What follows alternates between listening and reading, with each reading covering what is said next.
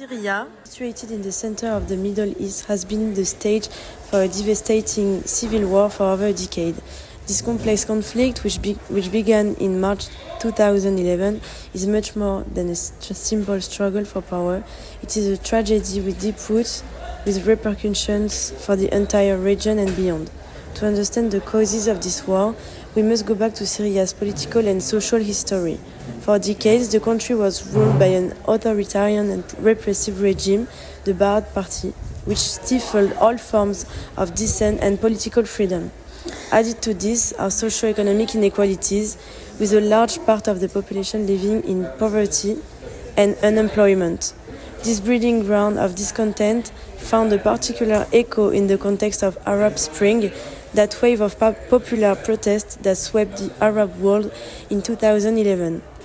In Syria, peaceful demonstrations erupted to demand democratic reforms and an end to corruption. The bloody repression of this demonstration by the regime of Bashar al-Assad, turning the protest into a bloody civil war.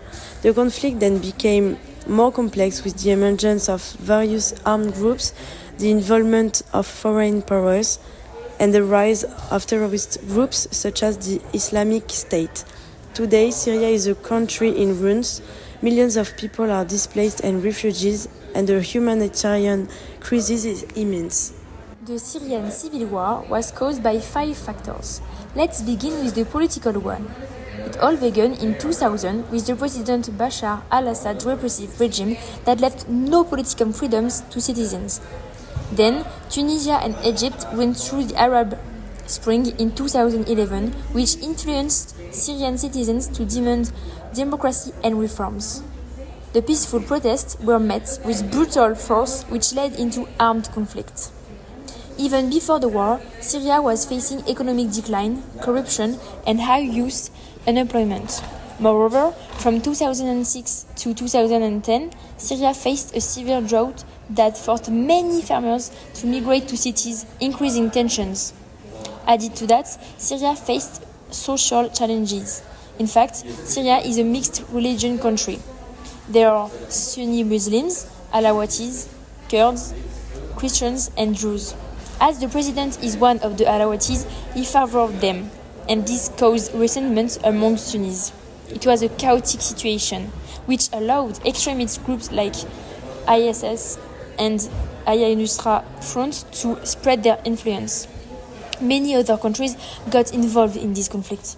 In fact, Syria got foreign support from different groups. Assad's allies are Russia and Iran, which help with military aid, airstrikes, and weapons. Rebels' allies are the US, Turkey, and Gulf states that bring financial and military support. Furthermore, Syria quickly became a battleground for Iran versus Saudi Arabia, US versus Russia, and Turkey versus Kurds.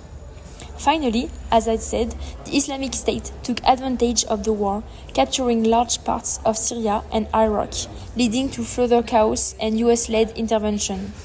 The war is a complex mix of local grievances and international power struggles, making it one of the deadliest conflicts of the 21st century. In the civil war of Syria, we have seen aspects of peace present as a reality, but mainly as an idea. The negotiations and agreements in Geneva or Astana have failed due to the violence generated by external and internal actors, and geopolitical interests, leaving the Syrian population stuck in an indefinite war. The conflict is a clear example of how violence destroys peace for a long time, especially being obstructed. Furthermore, peace does not only refer to the absence of war, but to internal and external peace. For Syrians, internal peace has been severely affected by the traumas of war, forced displacement, and constant threats to their security. Millions of people have suffered traumas, loss of their loved ones, and the destruction of their homes, which has generated deep emotional and psychological distress. Restoring this internal peace will be the key to rebuilding the nation. However, external peace, the peace in which social and political relations within the country are restored, is also indispensable. Rebuilding institutions, reconciliation between various ethnic and religious communities, and repairing the social fabrics that were torn apart by war are essential steps for lasting peace in Syria. The war in Syria has had repercussions to go beyond its borders, affecting neighboring countries and global stability. Effective foreign intervention and the role of internal actors have further complicated the conflict. Cosmic peace, which implies global cooperation to resolve local conflicts, is a distant concept in the case of Syria, but necessary if a stable peace is to achieve in the region. For our artistic project, we decided to represent the Syrian government and its responsibility for the video of the conflict. Each of us will be a kind of human canvas, where students will be able to paint on our arms. The red color of the paint will symbolize the blood shed by civilians and innocent people who have been killed or injured during the war.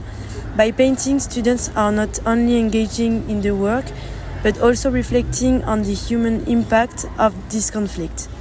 The red paint will build up, representing the collective suffering of the victims of the war, and will allow us to create a direct connection with the tragedy that continues to occur in Syria.